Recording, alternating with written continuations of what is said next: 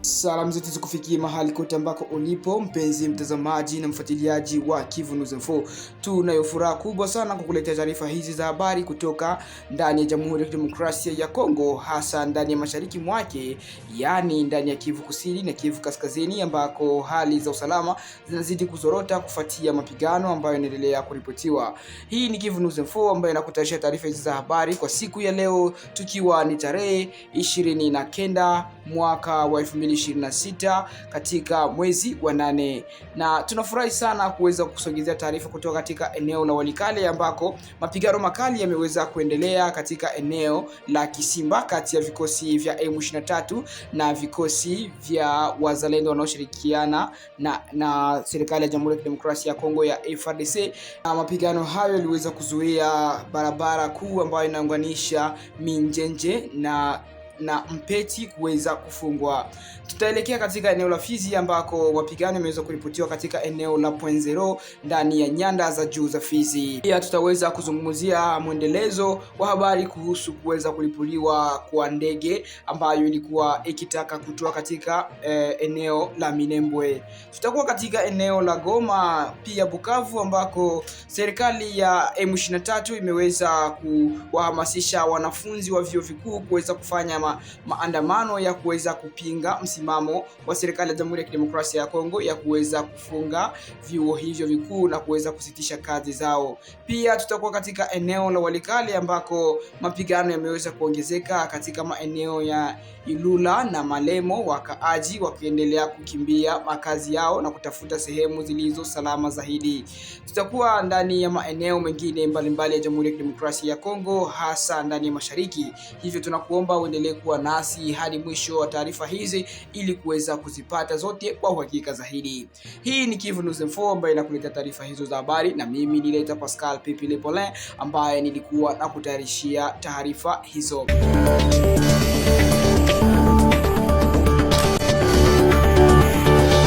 Habari kubwa tunayoanza nayo asubuhi hii ya Jumamosi tarehe 29 Agosti mwaka 2026 ni kuhusu hali ya usalama katika maeneo ya nyanda za juu za Fizi mkoani Kivu Kusini, ambako mapigano mapya yameweza kuripotiwa kuanzia tangu jana asubuhi na mapema.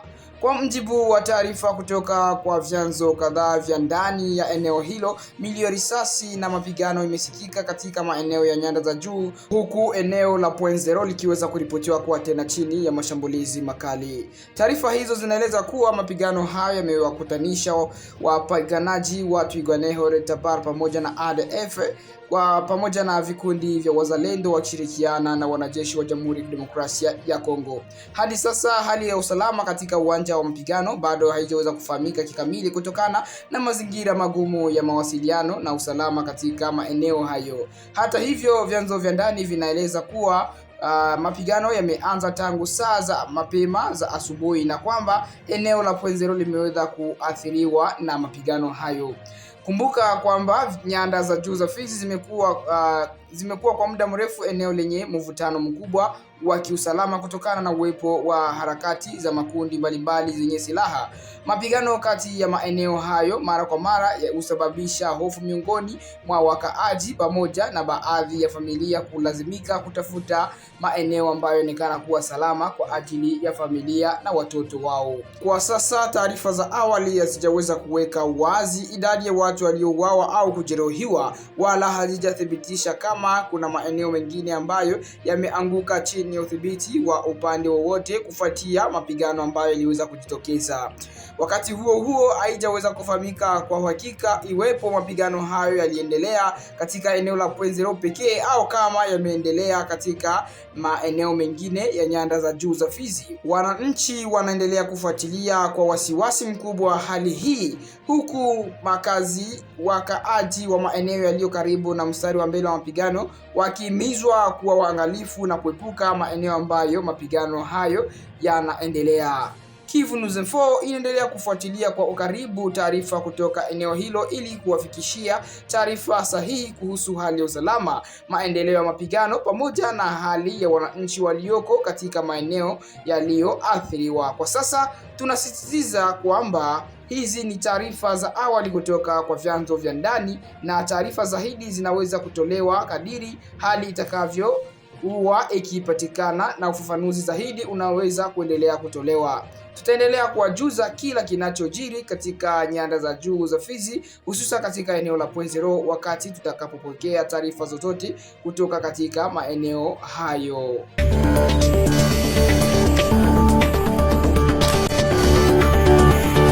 Katika habari nyingine kutoka katika Kivu Kaskazini ambako mapigano yanaendelea, kiongozi wa kundi la NDCR Wazalendo Gideon Shimirai ameweza kusema kuwa wazalendo wa Kivu Kaskazini hawatakubali tena adui kusonga mbele hata kwa umbali wa mita 1 katika maeneo yaliyo chini ya udhibiti wao. Akizungumza katika mahojiano, Gideon amesema kuwa vikosi vya wazalendo vitaendelea kupambana bega kwa bega na jeshi la Jamhuri ya Kidemokrasia ya Kongo dhidi ya waasi wa M23.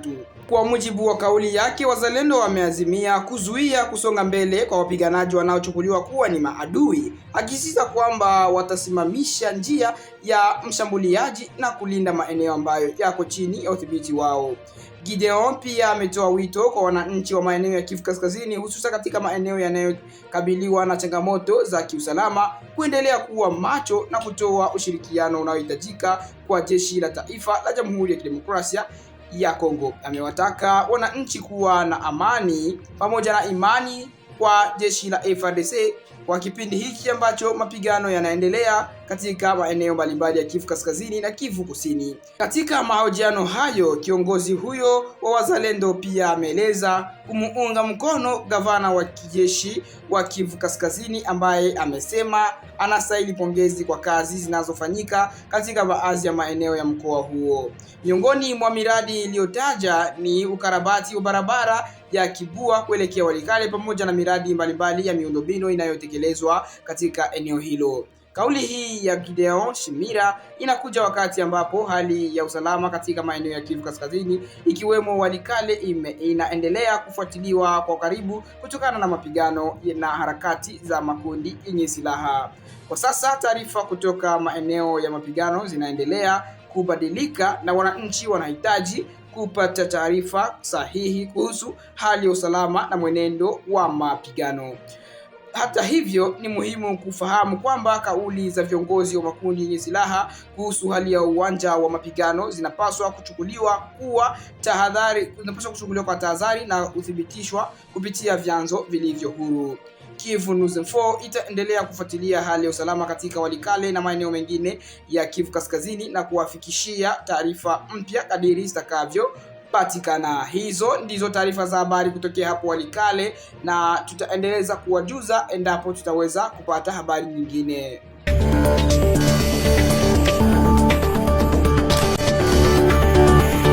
Taarifa nyingine ya dharura kutoka katika nyanda za juu za Fizi. Picha za kwanza za mabaki ya ndege unaodaiwa kupigwa na kuanguka jana zimeweza kusambaa mitandaoni. Kwa mujibu wa taarifa zilizotoka katika eneo hilo, mabaki ya ndege hiyo yameonekana katika maeneo hayo ambayo ajali hiyo ilikuwa iliripotiwa kuweza kutokea, huku shughuli za kutafuta na kuchunguza kilichotokea zikiwa zikiendelea. Taarifa za awali kutoka kwa vyanzo vya eneo hilo zinaeleza kwamba baadhi ya miili ya watu walikutwa katika eneo la tukio ilikuwa imevalia mavazi ya kijeshi ambayo yamedaiwa kuhusishwa na wapiganaji wa M23 pamoja na RDF.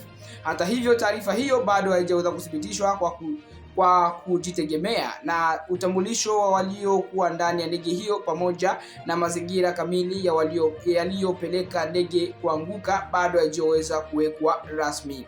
Kwa sasa, moja ya mambo muhimu yanayofuatiliwa ni sababu iliyosababisha ndege hiyo kuanguka katika nyanda za juu za Fizi.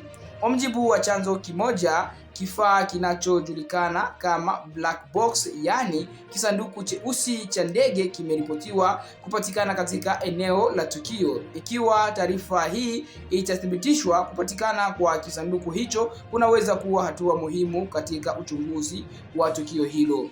Black box huwa na taarifa muhimu zinazoweza kusaidia wachunguzi kuelewa kinachotokea kabla ya ndege kuweza kuanguka. Kulingana na aina ya kifaa, kinaweza kuwa na taarifa za safari na mifumo ya ndege pamoja na mawasiliano ya ndege ya chumba cha rubani. Kwa hiyo wachunguzi wanaweza kutumia taarifa kutoka kwenye kifaa hicho kusaidia kubaini mwenendo wa ndege kabla ya ajali, hali iliyokuwa ikitokea ndani ya ndege, na ikiwezekana mazingira yaliyosababisha kupoteza udhibiti au kuanguka kwa ndege hiyo. Lakini kwa sasa hakuna hitimisho rasmi iliyotolewa kuhusu sababu ya tukio hilo kabla ya uchunguzi kukamilika. Taarifa zinazodai kwamba ndege hiyo ilipigwa pia zinahitaji uchunguzi wa kitaalamu ili kubaini iwapo kweli ndege hiyo ililengwa na kushambuliwa, na ikiwa ni hivyo, ni silaha gani au hatua gani iliyosababisha kuanguka kwake. Wakati huo, suala la mavazi ya kijeshi yaliyopatikana kwenye baadhi ya miili inahitaji uthibitisho zaidi ili kubaini utambulisho wa waliokuwa ndani ya ndege hiyo na kama kweli walikuwa wanahusishwa na upande unaotajwa. Tukio hili linakuja wakati ambapo hali ya usalama katika nyanda za juu za Fizi na maeneo mengine ya Kivu Kusini imeendelea kuwa tete, huku mapigano na mvutano kati ya makundi yenye silaha pamoja na vikosi vya serikali vikiendelea kuripotiwa. Kwa wakaaji wa maeneo hayo, kuanguka kwa ndege hiyo kunaongeza wasiwasi kuhusu hali ya usalama na uwezekano wa kuongezeka kwa mapigano katika maeneo ya nyanda za juu za Fizi. Kwa sasa kazi kubwa ni kuhakikisha eneo hilo la tukio linalindwa, miili inatambuliwa kwa utaratibu na ushahidi wote uliohusiana na tukio hilo unakusanywa bila kuharibiwa. Ikiwa kweli black box inapatikana, uchambuzi wake unaweza kuwa na umuhimu mkubwa katika kusaidia kutoa mwanga kuhusu dakika za mwisho za safari hiyo. Hadi tunapowasilisha taarifa hii, bado tunasubiri taarifa zaidi kutoka kwa mamlaka husika na vyanzo vya kuaminika kuhusu idadi ya watu waliokuwa ndani ya ndege, idadi ya waliopoteza maisha, pamoja na sababu rasmi ya kuanguka kwake. Kivu News Info itaendelea kufuatilia kwa karibu suala hili na kuwafikishia taarifa mpya kadiri uchunguzi utakavyoendelea. Tunasisitiza kwamba baadhi ya taarifa zinazotoka katika eneo hilo la tukio bado ni za awali na hazijaweza kuthibitishwa kwa njia iliyo huru. Kwa hiyo ni muhimu kusubiri taarifa rasmi kabla ya kutoa hitimisho kuhusu kilichotokea. Tutarejea na maelezo zaidi kuhusu tukio hili, ikiwa ni pamoja na hali ya eneo la ajali, waliopatikana katika eneo hilo na taarifa kuhusu uchunguzi wa kisanduku cheusi kilichopatikana katika ndege hiyo.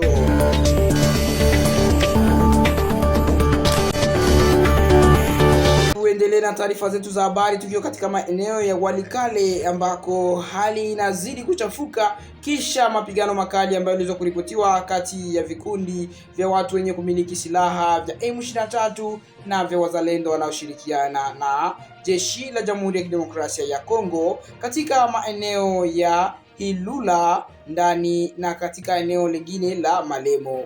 Tunaendelea na taarifa zetu za usalama kutoka ndani ya mkoa wa Kivu Kaskazini ambako hali ya usalama katika maeneo ya Walikale bado inaendelea kutajwa kuwa wasiwasi kufuatia mapigano mapya yaliyoripotiwa kuanzia tarehe 27 mwezi wa 8 mwaka 2026. Kwa mjibu wa taarifa kutoka kwa vyanzo vya ndani, mapigano yameripotiwa katika grupma ya Kisimbi wilayani Walikale, huko mapigano makali ya kizidi katika maeneo mengine ya Ilula na Malemo. Mapigano haya yameweza kudaiwa kukutanisha wapiganaji wa M23 dhidi ya vikosi vya mkono ya serikali ya Jamhuri ya Kidemokrasia ya Kongo, hususan wanajeshi wa Jamhuri ya Kidemokrasia ya Kongo FARDC wakisaidiwa na wapiganaji wa wazalendo. Taarifa kutoka eneo hilo zinaeleza kwamba wapiganaji wa M23 walitumia silaha nzito kutoka katika maeneo ya Ilula na kufanya mashambulizi kuelekea maeneo mbalimbali jirani. Miongoni mwa maeneo yaliyotajwa kulengwa na mashambulizi hayo ni vilima vya Kazuba, Katobo na Luola. Baada ya mashambulizi hayo ya kutumia silaha nzito, wapiganaji wa M23 waliripotiwa kuendelea kusonga mbele kuelekea Luola katika kile kinachoelezwa kuwa ni jaribio la kukaribia maeneo ya Minjenje na Mpeti. Maendeleo hayo yalizua mapigano makali katika eneo hilo, huku vikosi vya upande wa serikali vikiwemo FARDC pamoja na wazalendo na VPD vikidaiwa kuhamisisha nguvu zao ili kuzuia kusonga mbele kwa wapiganaji hao. Kwa mujibu wa taarifa zilizotoka eneo la mapigano, vikosi hivyo vilifanikiwa kuzuia maendeleo ya M23 na kuweza kuwarudisha nyuma, hivyo kuzuia kwa wakati huo jaribio la kuendelea katika maeneo ya Minjenje na Mpeti. Hata hivyo, hali katika eneo hilo bado haijaweza kutulia kabisa. Katika upande wa Malemo, mapigano pia yameendelea kuripotiwa hususa katika eneo la daraja la Kinkwe karibu na daraja la Minjenje. Taarifa kutoka kwa wakaaji wa eneo hilo zinaeleza kwamba wapiganaji wa M23 walijaribu kusonga mbele kuelekea upande huo, lakini hawakuweza kuvuka maeneo yaliyokuwa yakilindwa na vikosi vya upande wa serikali. Hata hivyo, pamoja na taarifa kwamba mashambulizi kuendelea katika eneo la Minjenje na Mpeti yaliweza kusitishwa, hali ya uwanja wa mapigano bado ni ya mabadiliko na taarifa zinaendelea kufuatilia kulingana na maeneo zilizotokea. Baadhi ya vyanzo vya ndani pia vimeripoti kwamba wapiganaji wa M23 wameweza kuchukua udhibiti wa baadhi ya maeneo ya juu, hususa vilima vya Kanyasi na Bubolwa katika eneo la Banamusunka. Maeneo ya vilima yana umuhimu mkubwa katika mapigano kwa sababu yanatoa uwezo wa kuangalia na kudhibiti njia pamoja na maeneo ya chini. Kwa hiyo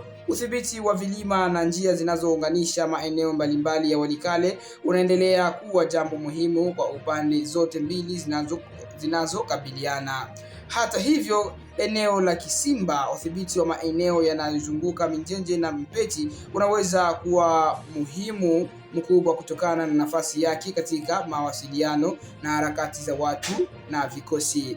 Mapigano hayo mapya yanaingia katika kipindi ambacho hali ya usalama katika maeneo ya kadhaa ya Walikale tayari ilikuwa imetikisa kutokana na mapigano yaliyoripotiwa katika siku za hivi karibuni. Kwa sasa taarifa kuhusu idadi ya watu waliouawa au kujeruhiwa bado hazijaweza kufahamika na kuweza kuthibitishwa. Vile hakuna tathmini ya mwisho kuhusu uharibifu wa mali unaweza kuwa unatokana na mapigano hayo, wala haijafahamika kwa uhakika kama kuna idadi kubwa ya wakaaji ambao wameondoka katika maeneo hayo kutokana na mapigano ambayo iliweza kujitokeza. Hali hii inafanya kuwa vigumu kupata picha kamili ya kinachoendelea katika baadhi ya maeneo ya groupement ya Kisimba, hasa kutokana na changamoto za mawasiliano na usalama. Vyanzo vya ndani vinatoa wito kwa wakaaji kuwa waangalifu, kuepuka maeneo ambayo mapigano yanaendelea na kutosafiri kuelekea maeneo yaliyo katika mstari wa mbele wa mapigano. Kwa upande wao, vikosi vinavyounga mkono serikali vinaelezwa kuendelea kushikilia baadhi ya nafasi zao na kuwa tayari kuzuia jaribio lolote jipya la M23 kusonga mbele katika maeneo mapya. Kwa hiyo asubuhi hii hali ya usalama huko Kisimba inabaki kuwa tete licha ya taarifa kwamba jaribio la kusonga mbele kuelekea Minjenje na Mpeti iliweza kuzuiwa. Mapigano bado yameripotiwa katika maeneo kadhaa, hususa upande wa Malemo na eneo la daraja la Kinkwe. Ni muhimu pia kutambua kuwa taarifa hizi za habari bado hazijaweza kuthibitishwa na vyanzo vilivyo huru kabisa. Hizo ni taarifa za habari ambazo tulikuwa tukikuandalia kwa siku ya leo, hivyo tunashukuru sana kuwa pamoja nasi. Acha basi tukutane katika taarifa nyingine za habari za asubuhi.